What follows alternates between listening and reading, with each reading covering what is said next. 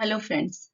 If anyone asks which thoughts run in your mind when you see any mosquito, I will say malaria. Why? Because in India it is very much common and we all know that. So we are going to talk about the disease itself and classification of drugs in this part of lecture. Origins of malaria. Malaria term originated from medieval Italian term malaria, that is bad air. It was thought to cause malaria. It affects birds, lizards, rodents, non-human primates, and humans. Sir Ronald Ross, he was awarded Nobel Prize for Physiology or Medicine for his work on malaria. He discovered that malarial parasite is present in GI tract of the Anopheles mosquito, and that led to realization that malaria was transmitted by Anopheles, and it was the base for combating with the disease.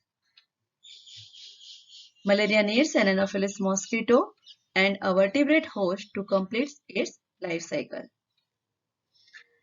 WHO recorded in 2016 that about 216 million cases of malaria are there globally, and among them about 0.4 million deaths occurs because of malaria per year. If we talk about malaria in India, it is a major public health problem in India for centuries. Mention of it is also available in ancient Indian medical literature like Charak Samhita. National Malaria Eradication Program is launched in 1958 in India, and the cases of malaria were reduced to about 50,000 per year. Here you can see one of the poster which was used under that program to prevent malaria. But because of repeated setbacks due to technical, operational and administrative reasons, and also the development of resistance to DDT, other pesticides and chloroquine, the cases of malaria started rising again, and malaria again re-emerged as a public health problem. Nowadays, the program is known as National Anti-Malaria Program, and which was under National Vector-Borne Disease Control Program, which also covers diseases like dengue, Kala-Azar, lymphatic filariasis, and Japanese encephalitis. What is the cause of malaria? Malaria is caused by four major Plasmodium parasites, that is Plasmodium vivax, Plasmodium malaria, Plasmodium ovale, and Plasmodium falciparum. That Plasmodium falciparum is the most prevalent parasite. It is also most dangerous species. It can cause an acute, rapidly fulminating disease, and it is characterized by persistent high fever, orthostatic hypotension, and massive erythrocytosis, capillary obstruction, and death if treatment is delayed. Life cycle of malarial parasite. Malarial parasite undergoes sexual cycle which take place in female Anopheles mosquito, and an asexual cycle which occurs in humans. The vector, the Anopheles mosquito, passes plasmodia, which is contained in its saliva, into its host, here the human body, while obtaining its blood meal. During a blood meal, a malaria-infected female Anopheles mosquito inoculates sporozoites into the human host. The sporozoites infect the liver cells, and it matures into schizones, which ruptures and releases merozoites. Here, important thing is in P. vivax and P. ovale, a dormant stage, that is, hypnozoites can persist in the liver and can cause relapse by invading the bloodstream weeks or even years later. After this initial replication that occurs into the liver, which is known as exoerythrocytic stage or exoerythrocytic schizogony, the patient undergo asexual multiplication into the erythrocytes, which is also known as erythrocytic stage or erythrocytic schizogony. The merozoites infect the red blood cells. The ring stage, here, the ring stage trophozoites mature into blood stage schizones, and this blood stage schizone ruptures and again releases the merozoites. Some parasites differentiate into sexual erythrocytic stage and into gametocytes.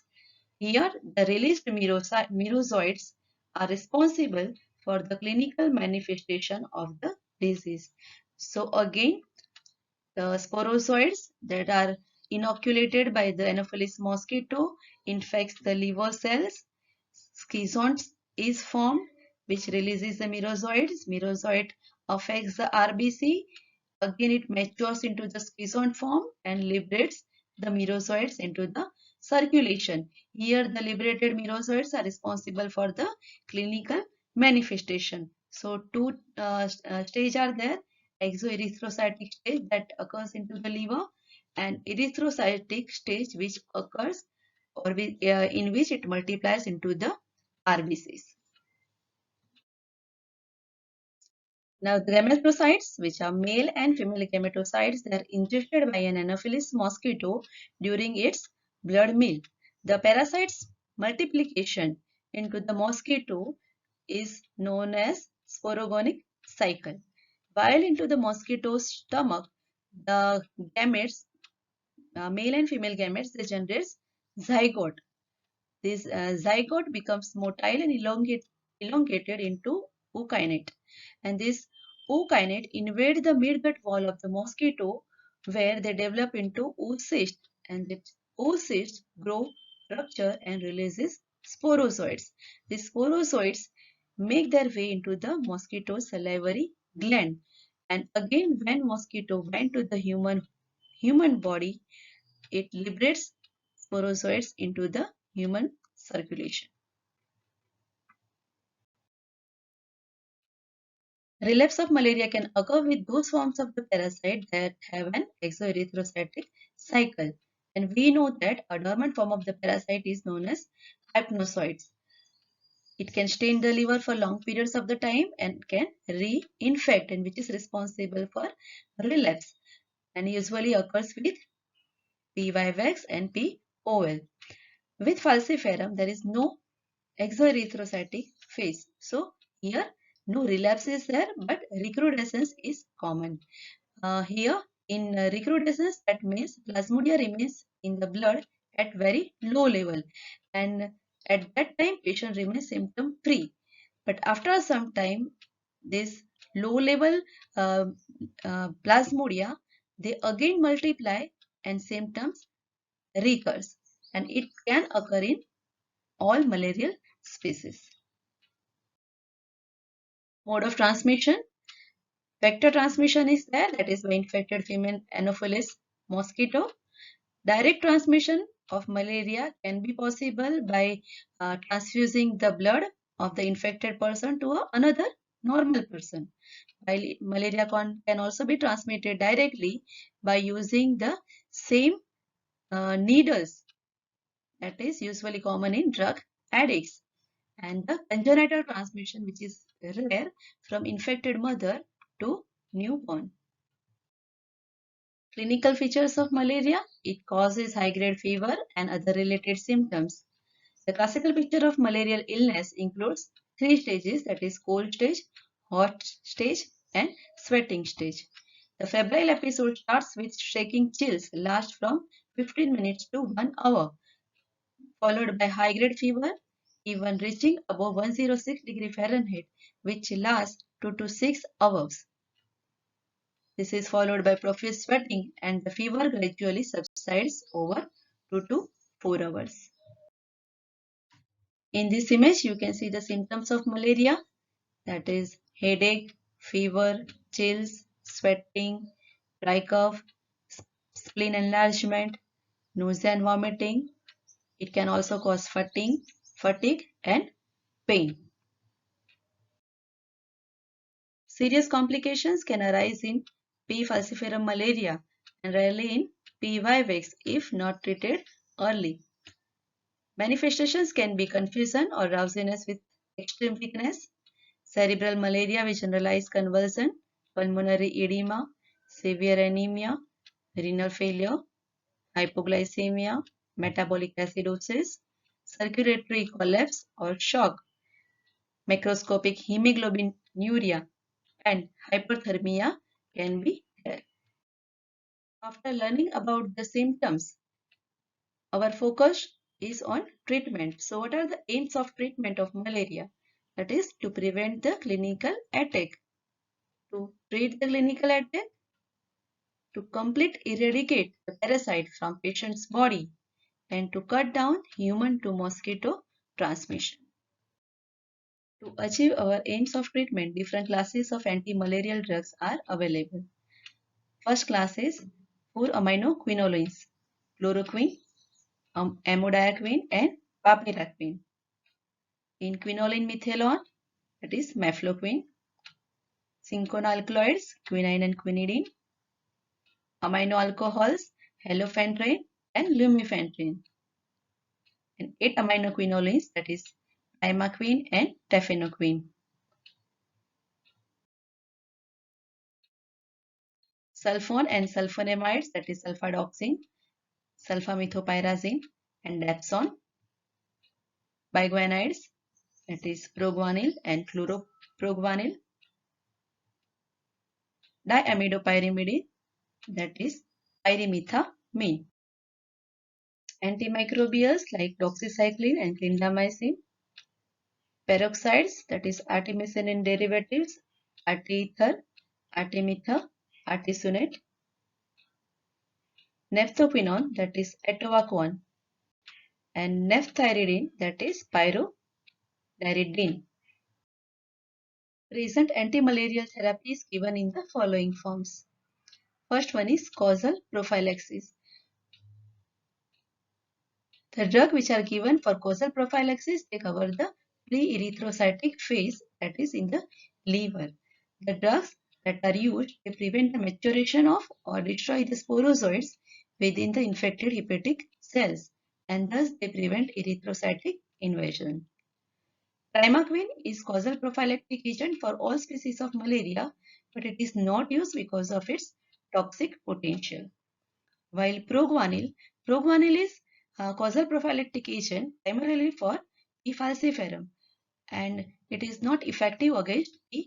vivax, and there is also rapid development of resistance when it is used alone. Second form is suppressive prophylaxis. Isoticides inhibit erythrocytic phase and prevents the rupture of infected erythrocytes and lead to freedom from symptoms like rigors and pyrexia. The drugs that are used as suppressive prophylaxis, they include quinine, chloroquine, proguanil, pyrimethamine, artemisinin, and tetracycline. Third form is clinical cure. Erythrocytic schizonticides, they terminate the episode of malarial fever. Fast-acting, high-efficacy drugs are chloroquine, quinine, mefloquine, halofentane, and artemisinin. They are used as a single agent to treat malarial fever. They are faster-acting agents, preferably used in falciparum malaria, where delayed treatment may lead to death even if parasites are cleared from the blood. Low-acting, low-efficacy agents are proguanil, pyrimethamine, sulfonamide, tetracyclines, and they are used in combination. Fourth form is radical cure. The drugs that are used for radical cure, they attack exoerythrocytic stage, or we can say hypnosoids, and they are given with the clinical curative agents for the total eradication of the parasites from the patient's body, and it is needed in relapsing malaria. Radical cure of P. falciparum malaria can be achieved by suppressive drugs only. That is, in falciparum malaria, adequate treatment of the clinical attack usually leaves no parasites in the body. For radical cure of P. vivax infection, primaquine and proguanil are effective agents. The fifth form is gametocid. That is removal of the male and female gametes of plasmodia formed in the patient's blood. It has no benefit for the already treated patient, but it can reduce the transmission to the mosquito. Primaquine and artemisinin are highly effective against gametocytes of all the species. Here in this image, you can see the different site of action of antimalarial agents. Site A, here drugs used to treat the acute attack. They are also called as blood schizonticidial agent or drugs for suppressive prophylaxis or clinical cure.